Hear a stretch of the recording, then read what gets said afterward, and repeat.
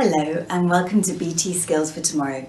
My name is Karensa Jennings and I'm BT's Digital Impact Director. I run Skills for Tomorrow.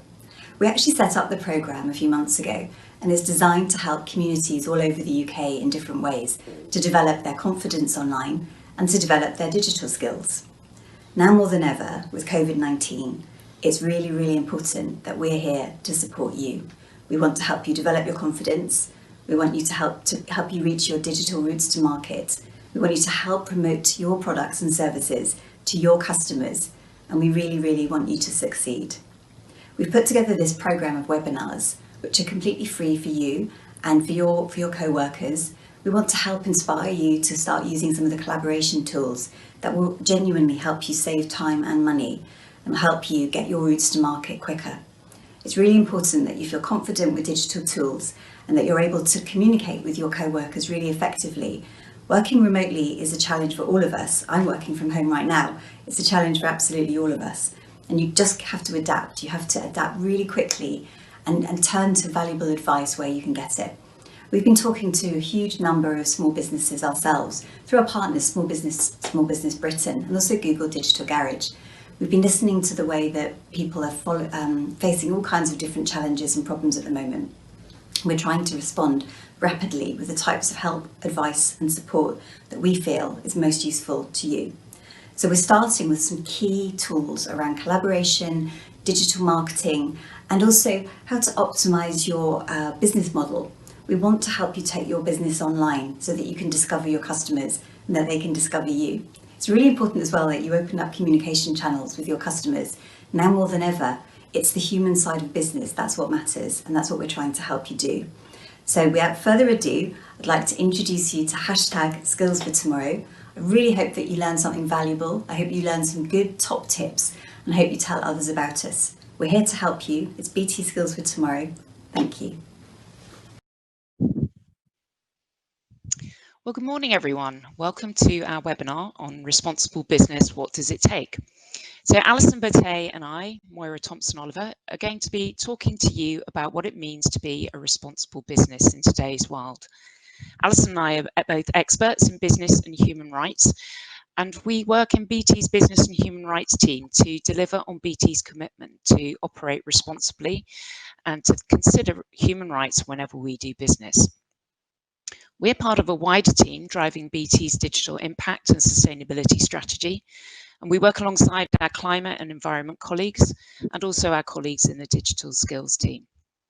So this webinar is our first on responsible business because we think it's really important for any business looking to the future, both to protect and promote your business. So we realise, as Karensa has just said, that these are really difficult times for many of us, both personally and professionally, and can be especially difficult if you're trying to run a small business. It can be a real strain, we know that. And responsible business might sound like a bit of a luxury right now, but we see that actually acting responsibly and ethically or sustainably is becoming more and more important, and especially at times of crisis. So let's get started. Today, we're going to cover what is responsible business, what does it mean, how is it different from corporate social responsibility, and next we're going to have a look at the benefits that it can bring to your business. And then most importantly of all, what are the key actions that you can take? How do you do it? But before we start, just a brief word about the format for our webinar. So we want it to be pretty interactive and quite informal. So we have time for questions at the end.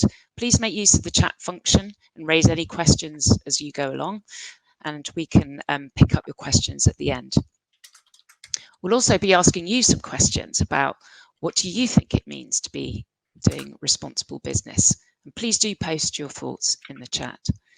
And finally, just to mention that the webinar is going to be recorded and it's available online with all our other webinars on the BT Business YouTube channel. So let's get started.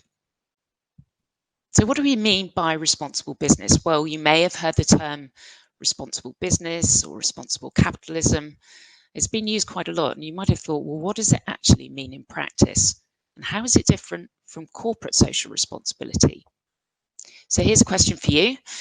What do you think being a responsible business means? Can you think of some examples of actions that it looks like?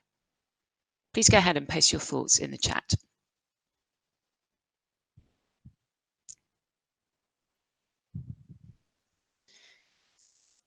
So at its heart, responsible business is really quite simple, and it's relevant to any size of business, even sole traders.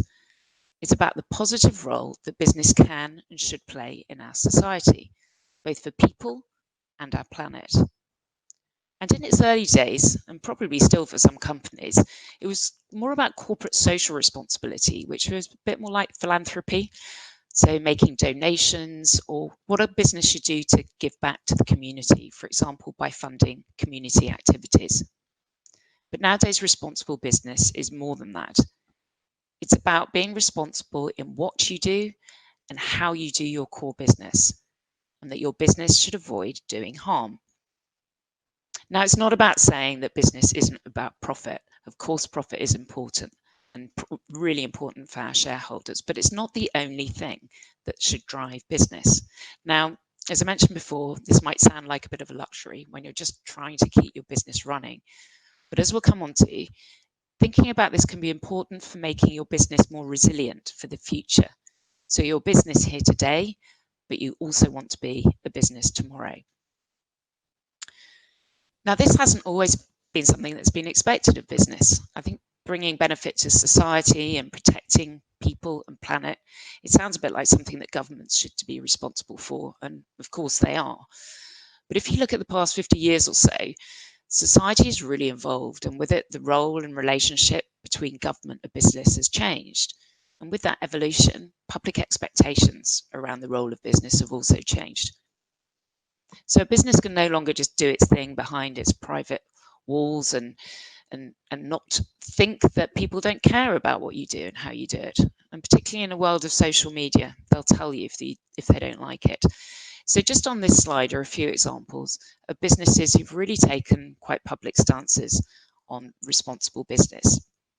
So if you look at some like Patagonia or The Body Shop, they've made it really part of their core business offering. But others, it's been a bit more of a reaction to the social change that I just mentioned, like Primark or McDonald's. They've really had some serious public challenges, and so they've really upped their game.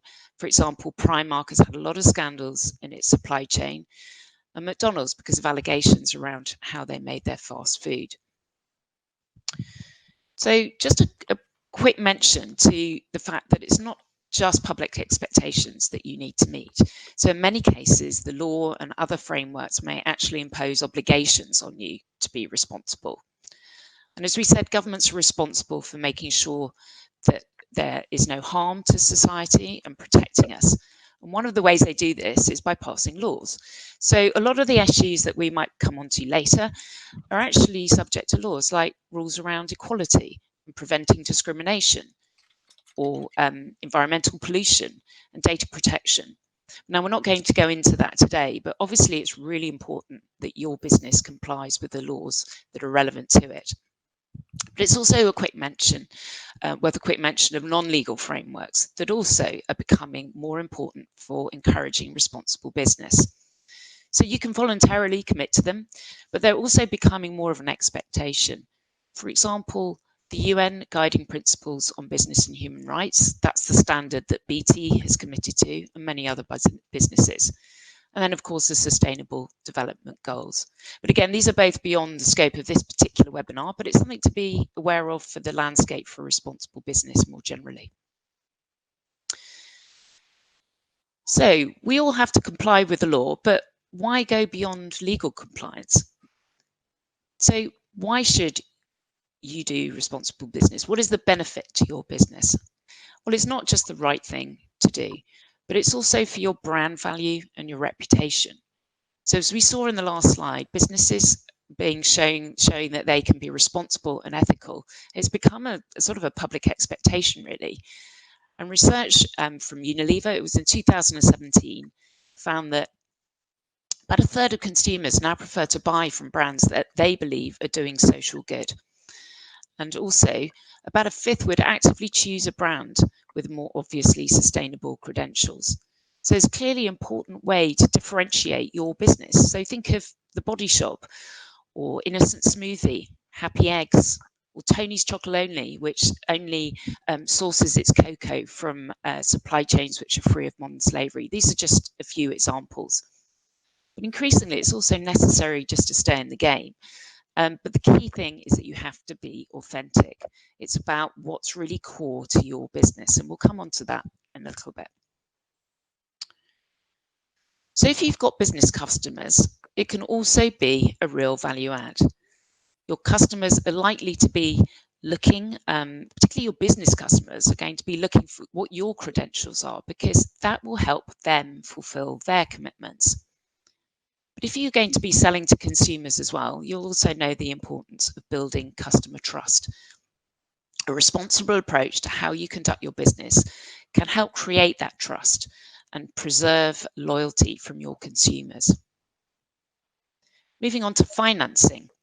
So investors and banks, it's now becoming more and more important for them to invest or finance companies that operate responsibly. Now, they tend to call it ESG, which stands for environmental, social, and governance. And these are key criteria that they look for when they are providing their financing. It's often, as I said, because they have their own commitments to meet, but it can also be prerequisite. They won't actually give you the funding until you can demonstrate your credentials in operating responsibly. And then moving on to employees. If you give them a sense of purpose, your staff, make them really feel that they are part of a business that is operating for the benefit of society and not doing harm, then that can actually help give them a sense of true purpose and help them become more productive. And also, it can be a real differentiator when you're trying to attract and retain new talent, particularly for young people. And then the issue of resilience. I've already mentioned about how responsible businesses are more resilient for the future. And it helps you build strong relationships with your suppliers, creates a sense of trust with them, and also within your local community, like, for example, with local government. All of which makes your business more robust and less vulnerable to external disruptions. Now I'm going to hand over to Alison, who's going to talk to you about what does it mean to be a responsible business in practice. Hi, everyone. So what does it take to be a responsible business? We've said it's about how you can play that positive role for society. And how you do this is by thinking about how your business affects people and the planet. Those are the first two dimensions we want to introduce, people and planet, together making up our society. And to keep things simple today, we'll focus on potential negative impacts your business could have, not because that's all it does, but just you can also do this exercise thinking about what opportunities your business may have to make a positive impact. It could be education and skills, or the economic benefit that you bring to your community, or the key needs of that community that your business is supporting. And for some of you, this positive impact and purpose will in fact be at the heart of your business strategy. But what kind of things are we talking about when we talk about people and planet? In terms of people, it'll be things like people's working conditions, the health and safety of workers, or the health and safety implications of what you're selling, respecting diversity and non-discrimination, making sure you're being inclusive as an employer, and also through what you sell. Turning to the planet, it's the usual suspects, things like energy consumption and carbon emissions, and the impacts that those things can have on our climate. It'll be waste management and pollution problems, and also impacts to do with the use of natural resources, including, for example, rare minerals, or the impacts that extracting the things you need to make your products can have on biodiversity. That's plants, animals, the things that make up our environment. This isn't a complete list by any means, but should give you a flavor of the main themes to think about in terms of how your business may be affecting people and the planet. We'll unpack all of this further and come on to some examples to bring this all to life, but we'd love to hear how you think your business is impacting people and planet. So feel free to share in the chat and we'll pick up on your ideas later. So we said responsible business means thinking about how your business can affect people and the planet. But there are lots of different ways this can happen. Some are more direct, some more indirect. It's probably worth saying you won't be able to prevent every negative impact linked to your business, and that's not what people expect. But thinking about the different ways, some obvious, others less so, that your business may be affecting people and the environment is an important starting point. You can then figure out what to do about it. There's no magic to this really, but we've created this visual to help you think about this. So it starts with your business. That's the obvious bit. Your direct activities and operations. So if you've got an office or a factory, it's your physical premises and what you do in them, and your staff or contractors or freelancers who do whatever your business does. But most businesses will need supplies in some shape or form. So a more indirect impact will be through your suppliers, the people you pay to make or do the things that enable you to run your business, and the impacts that those activities can have on people and the planet. Your supply chain may be just one person, or it may extend beyond immediate suppliers if they themselves subcontract or pay other people to do things that enable them to service you. And the impacts may feel like they get more distant, but they'll still be linked to your business somehow. That's why we call it a supply chain. And then obviously, you'll affect people and probably also the environment through the products or services you sell to your customers or the behaviors that you may encourage in people. This may be at an individual consumer level or at a more collective level, impacting society. As I said before, you can't do everything, nor are you expected to. So you need to think about what your biggest impacts are and where you can make the biggest difference. Is it your energy consumption? Is it how you treat your staff? Is it that rare precious metal that you need to make your amazing product?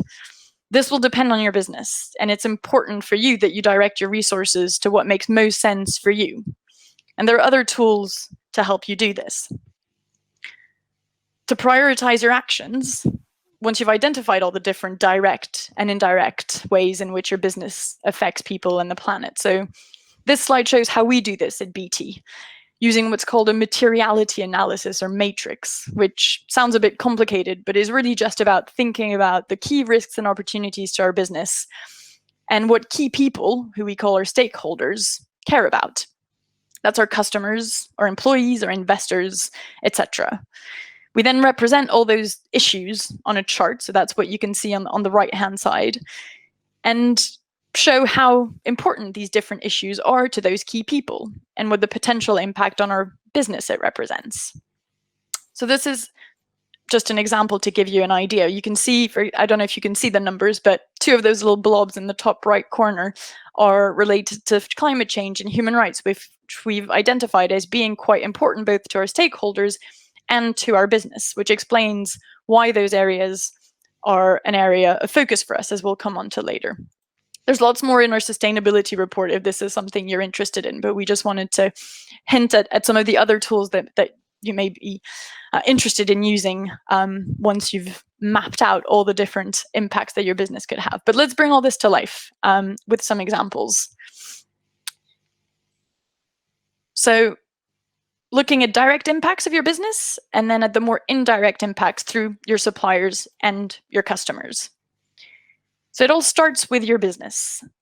If you have employees, or as I said, contractors or freelancers who work kind of directly for you, that will be your most direct people impact. And of course, you must respect their legal rights, as Moira alluded to. But beyond that, how do you affect those people? Is your work environment fair? Is it inclusive? Do your employees feel respected, able to speak up if they disagree or if they're concerned about something? Do you support their physical or their mental health in some way that you can? And if you have multiple employees, do you encourage and respect diversity? When you hire people, when you promote people, how do you make those decisions? How do you make sure you're not biased or discriminatory? These are just some of the questions you might want to ask yourself to figure out how your business might be affecting your people. But what can you do about it? Which is the more interesting bit, right? First, we say take care in how you recruit. That's your first point of contact with people. And there's plenty of resources out there on how to limit bias, promote diversity. I heard an example the other day, which seems a bit simplistic, but it was a tech company who struggles to have a lot of women in its workforce, and they tried something. They tried to force themselves to interview at least one woman for every role they were recruiting for. And they surprised themselves in actually finding that they were hiring more women than men in the end. So I have no bias in taking this example. It's just one that came up recently, which I thought was quite illustrative. There's also lots of things you can do to create a more inclusive and supportive work environment. We hear lots about work-life balance and the importance of mental health at work, but it really starts with talking to your employees and creating safe spaces for them to say what they think, give feedback. How do you gather feedback? There are 360 feedback processes and other ways, all hands meeting to get everyone together and get that kind of collective feeling, or safety in numbers if wanting to complain about something, or informal chats for people to share what they're thinking, what they're feeling, challenges they're facing, or the boring old survey, which is one of the ways in which we do it at BT because we have too many people to fit in a room.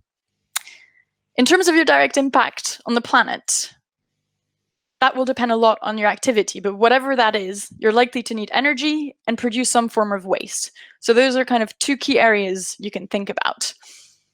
Can you switch to a renewable energy tariff for your office or your store or whatever your physical premises may be? This is often the single biggest thing a business can do to reduce its environmental footprint, and one that BT is trying to do wherever it can. Can you encourage your employees to go greener? It could be printing less or avoiding non-essential business travel. Any other ideas? Feel free to share them in the chat.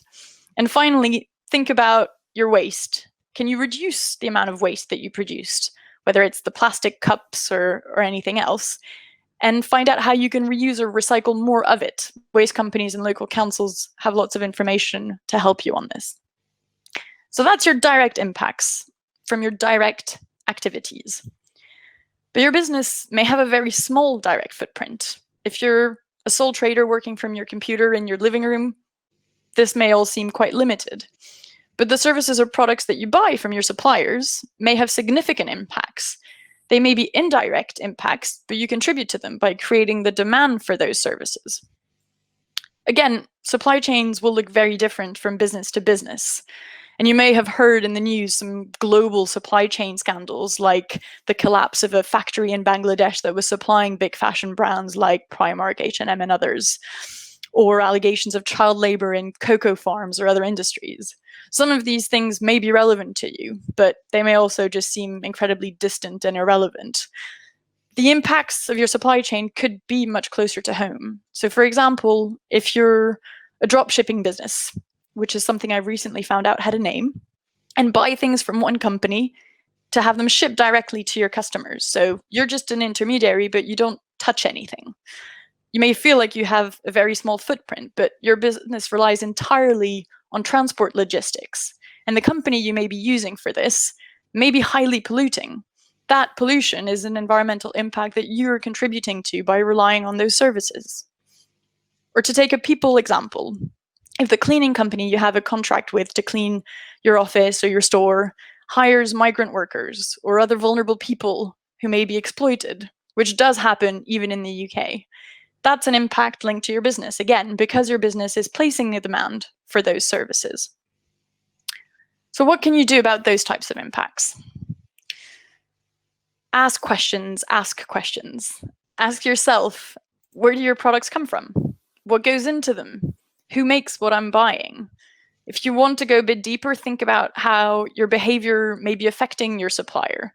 How do you place your orders? Do you place them at the last minute and put your supplier under pressure to rush and maybe hire temporary staff to fulfill your order? This could have knock-on effects on the working conditions of people working for your supplier. But also ask your supplier questions. How are you providing the services that I am paying you for? How do you recruit the people who make the things that I buy from you? Are you treating them fairly? What are you doing to reduce your carbon footprint? Suppliers should be prepared to answer these kinds of questions because it's about their direct business. Interestingly, smaller businesses will sometimes actually have an advantage over bigger ones by having fewer suppliers and being able to foster kind of closer and deeper relationships with those suppliers and engage with them more directly. It'd be interesting to hear if that's been the experience of the people on the call today.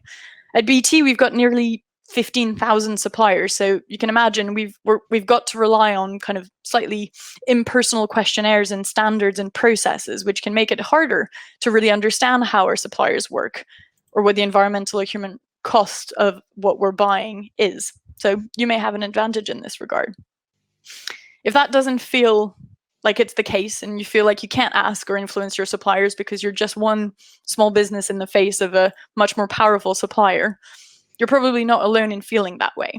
And there's lots you can do to find out what your trade body or other associations in your sector are doing. Chances are they'll have thought about this at a collective level and may have useful resources or offer you ways to gain more leverage or influence by working with others in a similar position to you. So that was your own business and your immediate supply chain, which is where the focus of ethical business practices has been, especially for businesses that make or sell physical things like food, clothes, electronics. But whatever your product, it's also important to think about how your business affects people and the planet through your products and your customers. So, what comes out the door. These could be more immediate effects, like selling unhealthy or addictive products or things with harmful chemicals in them, or lots of plastic that could damage the environment. Or it could be more indirect effects, like if your service encourages people to behave in a way that's harmful to other people in the environment. For example, if you organize events or festivals that aren't accessible by public transport or that cause a lot of plastic waste, which might sound a bit random, but whatever your business, I'm sure you can think of ways in which you may be encouraging people to behave in a way that could have impacts on other people or the environment. Thinking more about people, if you send a friendly chatbot app for children, that could have unintended consequences for the privacy of children. For example, if the parents can see everything, or for the children's development if overused. It's also worth thinking about the wider impacts that your product or service may have on society. And this is a kind of a newer concept and a more difficult one, but bear with me. Take Facebook, for example. They've come under serious attack for the unforeseen, let's accept, impacts of their content recommending algorithms. That's the technology that decides what you see on your Facebook newsfeed. And people have said that this algorithm, which recommends things that Facebook thinks you want to see, has been polarizing opinion and society and pushing people to extremes, and with the result that it could even threaten democracy. So that's seems like quite a far-fetched impact, but it's being laid at the door of Facebook right now. Now, your product may not be as sophisticated or as wide-reaching as Facebook, but especially if it's as successful or just successful, it may still have unintended impacts at a collective level. So what can you do? Having made it sound like you're responsible for everything under the sun. Before you design or launch a product or service, take a moment to think about the intended effects of your product, but also the unintended effects of what you're putting out into the world. If you're selling tables or chairs, this may not be such a big deal, but especially if your product or service involves some kind of technology, the effects may be less obvious, like the Facebook example. So ask yourself, who will it be used by and how? Will it be used by vulnerable people? Is it for children? Could it be used by disabled people? Could it be misused by someone with bad intentions or have unintended consequences, even if used with good intentions? For example, if it's used for a long time or by many people. For example, we all fell in love with smartphones quite quickly and then realized the overuse of smartphones and too much screen time could have negative effects on people.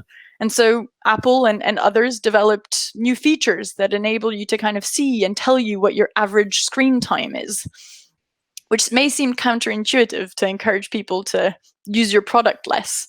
And I don't know if it's increased iPhone sales or not, but it's certainly been well received as the responsible thing to do and really contributed to Apple's success at the image of its brand.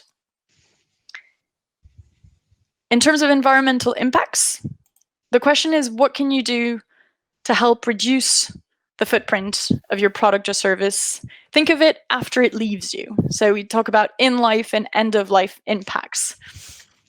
For example, can you offer plastic-free packaging or some carbon offsetting options if you're delivering things? Can you create a business model that enables your consumers to return what's left of the product or service, like the Ocado delivery bag return system, for example? This may be more relevant to physical products, but it's still worth thinking about the impacts of behaviors that your service encourages.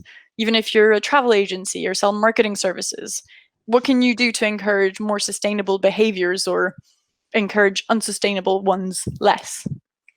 So that was a bit of a whistle-stop tour, but I hope it's been helpful to kind of give you a flavor for the kinds of direct and indirect impacts that your business will have. But I'll hand over to Moira to kind of recap and conclude.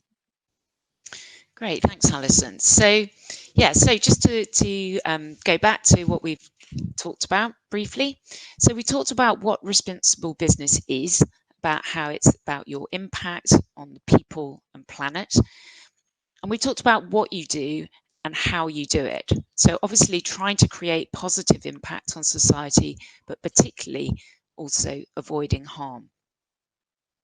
We said that you should focus on the big issues. I know we talked about a whole range of things that you could be thinking about, but really think about where does your business have the biggest impact? And we shared with you the example of how BT thinks about these things. Alison then talked about the difference between direct impacts of your business and indirect impacts.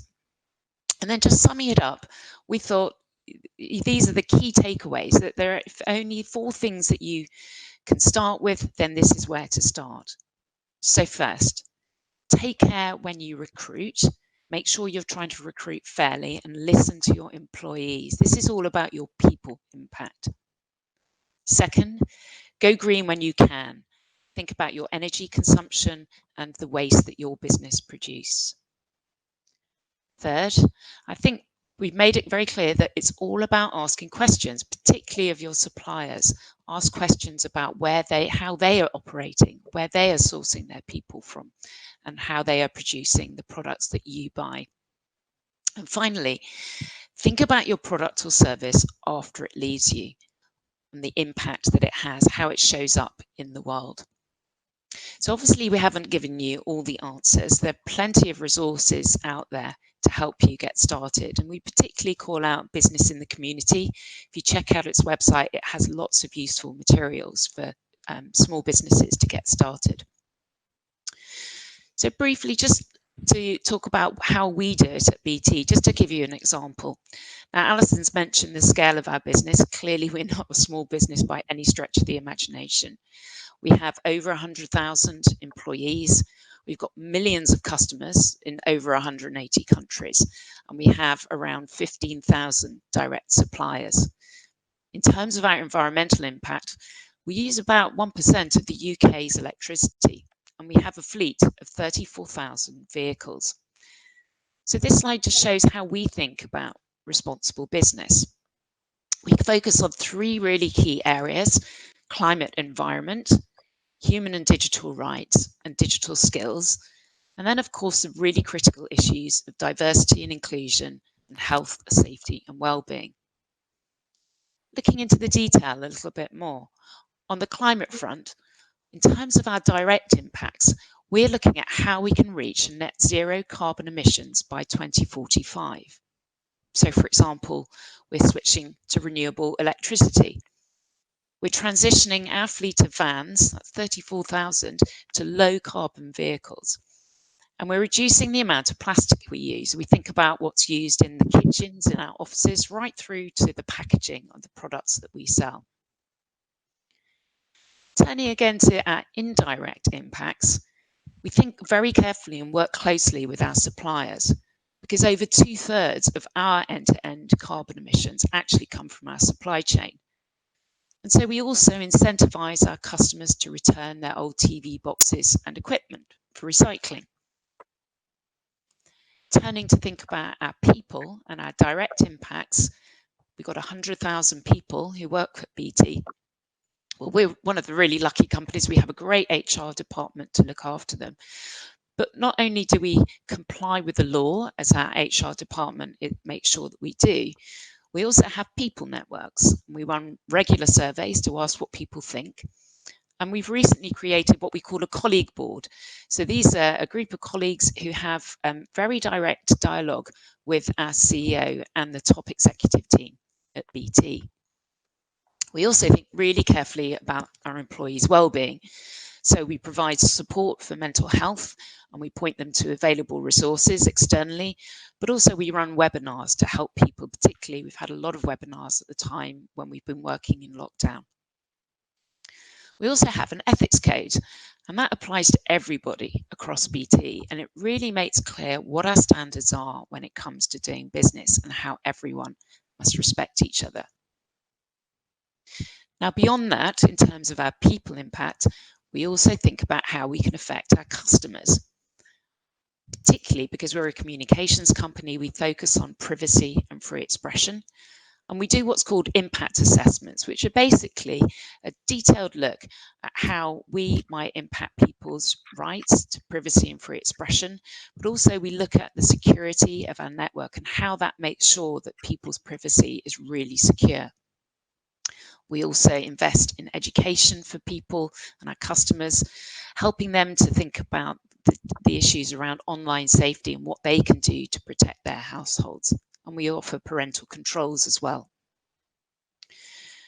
When we think about our indirect impacts on our business customers, we make sure that, going to the point that Alison made about thinking about your product and when it leaves you, we try and make sure that our customers won't use our products and services in a way that will harm people. We do that by thinking very carefully about where those potential impacts could be. We also work with our suppliers. We do, as I mentioned, due diligence, which is a greater look and detailed look into our suppliers. We have contract clauses and standards that we expect them to adhere to. But we also particularly ask them to focus on working practices. But because we have so many suppliers, we mentioned it's around 15,000, we also make sure that our channels for raising concerns are available to everyone who works in our supply chain as well. It's called a speak up line. It's an anonymous reporting channel that people can raise any concerns that they might have. So we also try and think not just around our own footprint and how we operate, but we also try and share the benefit of our experience with others. And we create partnerships to help empower people, for example, for the digital skills that they need for the future. We have some long-running programs, for example, Barefoot Computing, that's about teaching kids to code and helping teachers with the curriculum. Our project called Work Ready, which is about helping people, particularly young people who are starting out in the world of work. And last year, we broadened and deepened our commitment with the launch of our Skills for Tomorrow programme. And there's an online portal you're probably aware of, which offers free courses and other resources. And this webinar is just one part of that. So let's go to Q&A. Thank you very much for listening so far. And let's deal with any questions that you might have. So Moira, we've got a few questions, which are actually quite helpfully on the kind of different things we've talked about. So everyone's stayed anonymous, I hope not because we've scared them. But the first question is, I am not sure whether or not my suppliers are doing responsible business. How best would you approach the conversations with them? I'm still here. Yeah, sorry, I was bit of feedback on then. Do you want to have a go at that? So sorry, just repeat the question again. So it's about whether or not how to approach conversations with suppliers. The person says, "I'm not sure whether or not my suppliers are doing responsible business." So I mean, I would start by saying, you know, there's always stuff you can do to kind of find out, do a bit of due diligence, as we call it, before you confront your supplier. And confronting them is probably not the way to go. So find out, you know, are there reasons to be concerned about the area that they operate in, the product, you know. If you find out that there is allegations of child labor in that kind of supply chain area, then that could be a hook for you to start a conversation. So see if that supplier has made public statements around what they're doing. A lot of companies have obligations to publicly report on things like what they're doing about modern slavery in the UK, or if they're outside the UK, other laws may apply that make them report and disclose what they're doing. So there may already be information out there that can help you target the questions that you ask of your supplier. Yeah, exactly right, Alison. I would agree with all that. I think, as you said, there's a lot of, even a simple search, Google search, for example, can reveal a lot of information about how a company operates. Looking, as you said, at companies' policies that they have on their website. But again, Alison, I wouldn't talk about confronting, because I think, what we really talk about at BT is about collaboration. Because we talk about the whole responsibility throughout the value chain, and so we work really hard with our suppliers. If we find problems, so we have contractual standards, but if we do find issues that we're concerned about, something that we've seen in the media, for example, then we get in touch with them and we talk to them about it and try and get under the skin of what the issue is. So it's very much about a conversation, I think, but always start that conversation from a position of knowledge by doing a bit of research first. Yeah, I think that partnership element is really one to emphasize, and I shouldn't have used the word confront, because that's the opposite of what we do. And actually, one of the other questions is, how do I promote the responsible business I do to my customers? And in that same vein, I think it's about approaching it as a partnership. So if you're pitching for something, or if you're, I don't know what business you do, so this may not be as applicable, but depending on what it is, from the moment you try to sell to your customer, whether it's in your marketing or whether it's responding to a request for proposal, put that, show what you're doing, show that your values are aligned with the values of your customers. They're more likely to choose you if they feel like their values are aligned with yours. Yeah, and in fact, it as well as demonstrating the positive, alignment of your values. Many of the tenders that you'll be responding to will actually have this as part of the assessment criteria, in the same way that BT does. When we assess our suppliers, they'll allocate a percentage of your overall score to how you do business responsibly. Because, as I've mentioned, and Alison has mentioned, it's not just about you doing business in your own patch. It's about how you show up in the world more broadly. And every company is trying to reach these standards.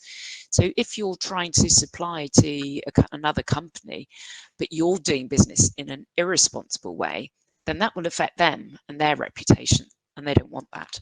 So it's a really key point for winning business. Yeah. What other questions do we have? We've got a couple of questions on kind of frameworks. Are there any other frameworks that can help me prioritize what's most important to my business and its stakeholders? And a question on asking us to elaborate on the stakeholder materiality analysis tool for engaging stakeholders, which I didn't think would capture anyone. Yeah, well, there are loads of frameworks out there, and I think that the issue with this topic is it can, frankly, sometimes feel a bit overwhelming. So I think we've mentioned already the Business in the Community. They have a great website with resources. Organisations like the CBI may well have some support and frameworks to help you get going. I think we mentioned the UN Guiding Principles on Business and Human Rights. That's the framework that we follow, and we can also follow up with more detailed webinars on some of these. But it's really going back to this, and similarly with this materiality point, thinking about what your business does and where could its biggest impact be. So if, for example, you're a people business, you're supplying people to other companies, maybe on a temporary basis, clearly the biggest impact from a responsible business point of view is like, how do you source your people and what are the risks that you might be needing to address? And so that would point you towards places like Stronger Together, which is an organisation which helps business address modern slavery and forced labour risks in their business. So, there's plenty out there, but as I said, try not to get overwhelmed. Try and really think about where your business has the biggest impact. And think about your sector. I think when we do our job thinking about BT, it's really helpful. There are reports on what are the biggest risk for the ICT sector, Yeah. which is where we are, and kind of almost gives you a bit of a, these are the top 10 things you should be worried about, and then you can kind of have a think about which of these are relevant to your business. So they kind of do the pre-work for you.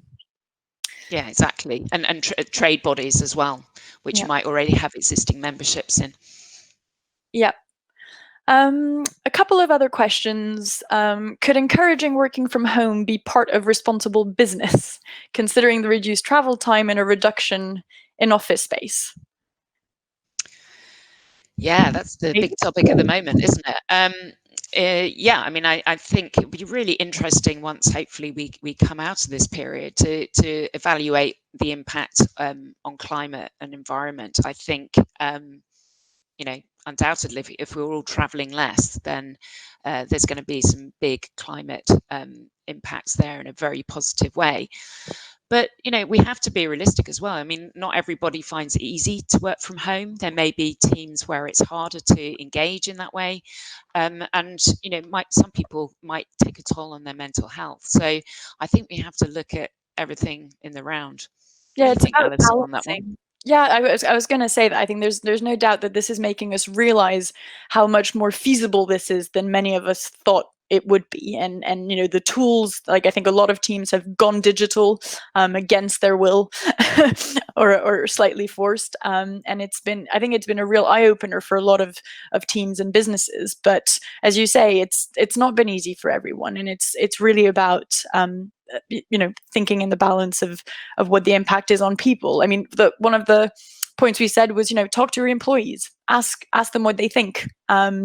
A lot of companies are doing this through surveys or just asking around, how do you guys want to come back to the office? And asking not just in terms of COVID, some people may be worried about going back to the office, but in the longer term, how do people envisage a good balance if there is appetite for working from home and reducing commuting, and have that as an open conversation that enables you to balance what would make your employees happy and productive and what would be good for the climate.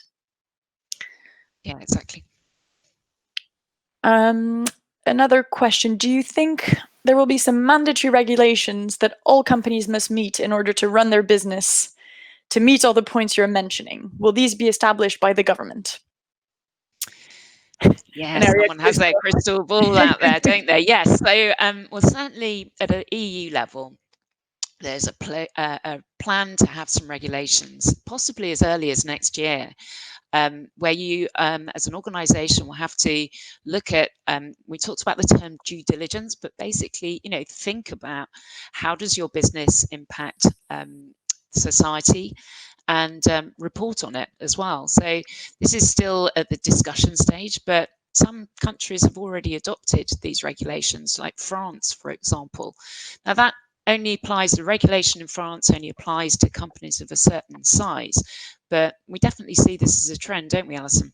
Yeah, and certainly one that can trickle down quite rapidly, because if you imagine you are a big company in France, but you're buying something from a smaller company in England, you may need to be asking the very questions of your supplier that we were talking about earlier. And so, the responsible business practices trickle down, which is not a bad outcome, but important for all businesses, whatever the size, to be aware of that direction of travel. It's worth saying that no, it doesn't sound like the way regulators around the world are going is towards a very prescriptive, if you have between 50 and 60 employees, you must have this type of system in place, or it's nothing like that. It's really, it sounds a lot more like the kind of frameworks that we were talking about earlier, the UN guiding principles on business human rights as far as people impacts are concerned, which is, it's really about thinking about what's proportionate and what makes sense given the size and nature of your business. And so, if you have 15,000 suppliers, it's not going to be a 3-hour conversation with every single one of them every month.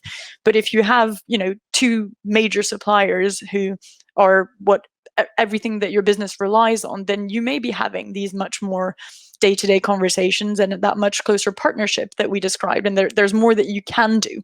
The idea of thinking about your leverage is really important. You're not no business can fix all the problems in the world, but we all have certain areas where we have more or less influence and power. And it's about thinking, what is that power, and how can you use it to make things a bit better for people or the planet? Yeah, and I think you're right. It's about that proportional response. But, the point you made about what your customers expect of you and the trickle down effect is really, really significant. And we've seen this already with the Modern Slavery Act. So the Modern Slavery Act applies to businesses supplying goods and services into the UK. And there's a financial threshold of 36 million turnover. But even if you don't meet that financial threshold, it's likely that your customers do, and so they'll be asking you questions anyway. So it's really important to be thinking about these things, even if the direct regulation doesn't impact you. Right. I'm not seeing any other questions pop up. So, and I know there's another interesting webinar right behind us. There is. So let me just move us to our final few words. Yeah, so thanks everybody for taking the time. I know everyone has busy days, but really appreciate you taking the time out of the day to think about what it means to do business responsibly. Hopefully you've gathered from Alison and I that we feel really passionate about this, as does BT. We'd love to get your feedback on the session, and also any future topics that you think would be useful to cover in future series. So please tell us what you think on the poll. That should be appearing in the chat area. Feel free to suggest other topics. And then there'll also be a link and a QR code to a feedback form, which it'd be great if you could fill that out to help us make these webinars as useful to you as possible. So thank you very much everyone again for joining. Please reach out on social media and let us know how you've enjoyed today's session. Using the hashtag skills for tomorrow. Don't forget to check out our other free webinars. We've got one coming up at 10:45, and that is called Connecting with Your Customers Online. So thank you very much, everybody. Have a great day.